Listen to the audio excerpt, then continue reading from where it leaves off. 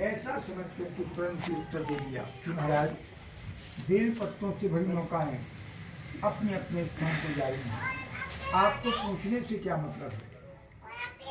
तब भगवान ने कहा कि भाई कहे हुए वचन सत्य हैं।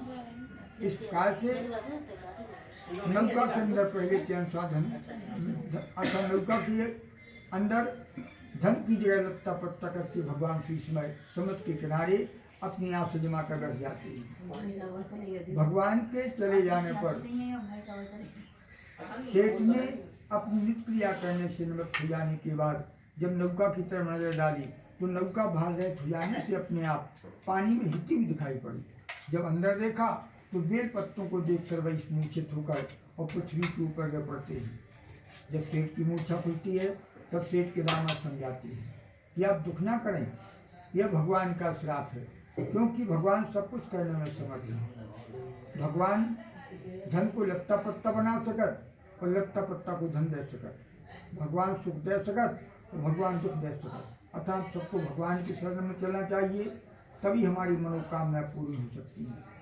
दामाद के ऐसे प्रवचनों को मानकर सूर्य भगवान के पास जाते हैं, बारंबार भगवान से प्रार्थना करते हैं, निवेदन करते हैं कि प्रभु मैंने आपके समक्ष जो असत्य रूपी अपराध किया है कि मेरी नौकाओं के अंदर बेल पत्र भरे हुए हैं, उस गलती को आप क्षमा कीजिए। मैं उसी धन के अनुसार आपकी पुनः पूजा करवाऊंगा, मेरी रक्षा कीजिए और नौका के अंदर पहले के अनुसार धन दौलत भर दीजिए। जब सूर्य जी भगवान के समक्ष ऐसी बारंबार प्रार्थना करते हैं तो भगवान सेठ की प्रार्थना को सुनते हैं और तुरंत नौका के अंदर पहले के अनुसार धन दौलत करके अंतर ध्यान हो जाते हैं। अब सेठ जी ने उसी धन के द्वारा भगवान सत्यनारायण जी की प्रसाद को लेकर कथा के उपरांत अपने गांव को प्रस्थान करते हैं। जब साधु नाम के सेठ जी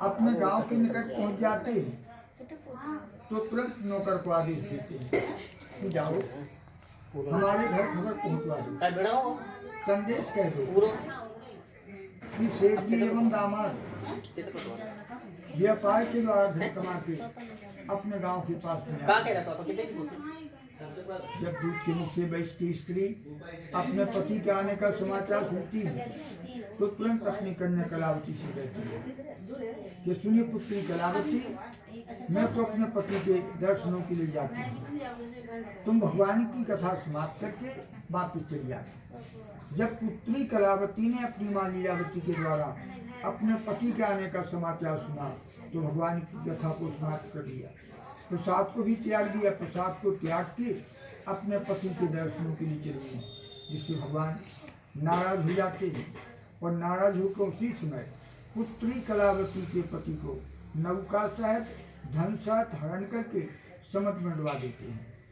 जब पुत्री कलावती ने अपने पति को नहीं प्राप्त किया तब पतिदेव की खड़ाव लेकर के सती होने का विचार किया। अब धर्मज्ञ वैश्य विचार करते गए प्रभु मैं अभी तक आपकी माया के द्वारा बार बार चला गया हूँ, पहले आपने मेरे साथ छल किया, कौन सा छल किया कि मुझको पुत्रहीन बना दिया, मैं पुत्री के द्वारा दामाद के द्वारा पुत्रवान बन गया, वह भी मैंने सहन कर लिया। दूसरा छल आपने मेरे साथ किया कि जेल खाने में डलवा दिया, जेल खाने के कष्टों को मैंने सहन कर लिया।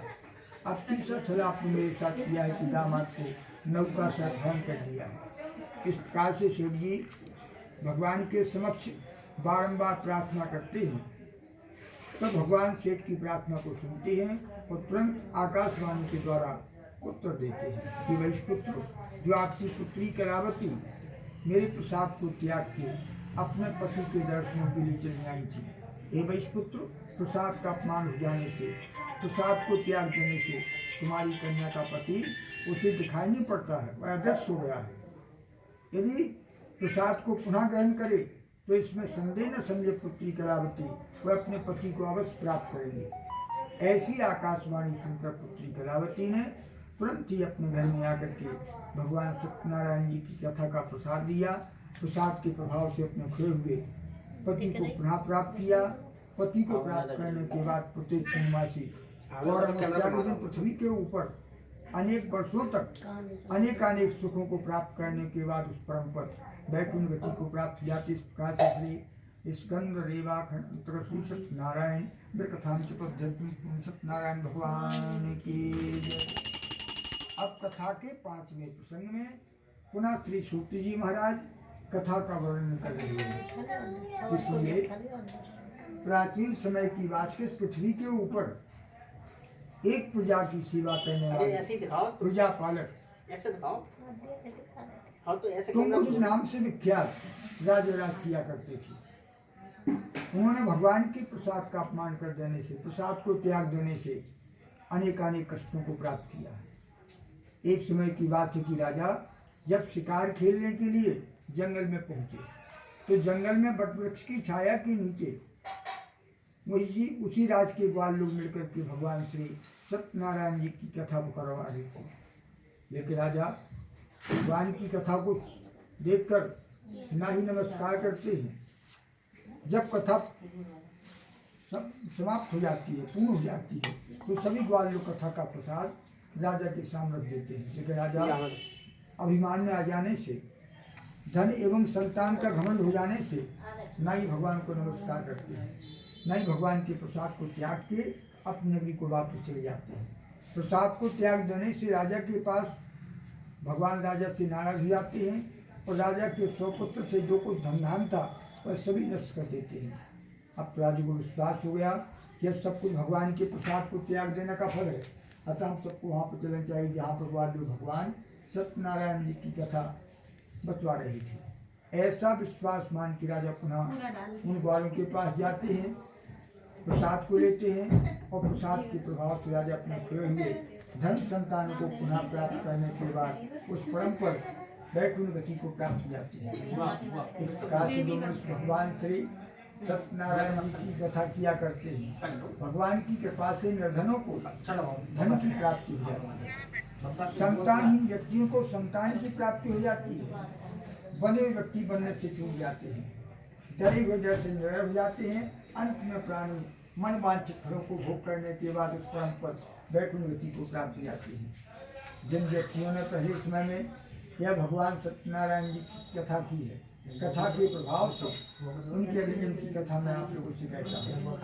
इस कथा के प्रथम प्रसंग में पहले अध्याय में जो गरीब ब्राह्मण सतानंद निकले हुए हैं, वह कथा के प्रभाव से द्वापर युग में ब्राह्मण सुदामा बने, जो भगवान कृष्ण का ध्यान करने से वैकुंठपुरी को प्राप्त हो जाते हैं। लकड़ियों को बेचने वाले गरीब लकड़हारी कथा के प्रभाव से त्रेता युग में कीवट बने, जो भगवान श्री राम के पैरों को पखाकर इस संसार से परवार सहित पार हो जाती है। महाराज उल्का मुख नाम के राजा महाराज त्रेता युग में महाराज दशरथ बने, जो भगवान श्री राम को स्वयं पुत्र रूप में प्राप्त करने के बाद वैकुंठपुरी को प्राप्त हो जाती है। वह साधु नाम के से झूठ बोलने वाले अगले जन्म में सत्य प्रतिज्ञा वाले महाराज नीलकुश बने, जो अपने पुत्र को आदि से कटवा करके परीक्षा के निमित्त भगवान को देकर के वैकुंठपुरी को प्राप्त हो जाती है। महाराज कुंवर सुमंगे, जो भगवान की भक्त कर्म करने के बाद इस परम पद वैकुंठ गति को प्राप्त जाती। इस प्रकार से श्री स्कंद रेवाखंड नारायण सत्यनारायण भगवान की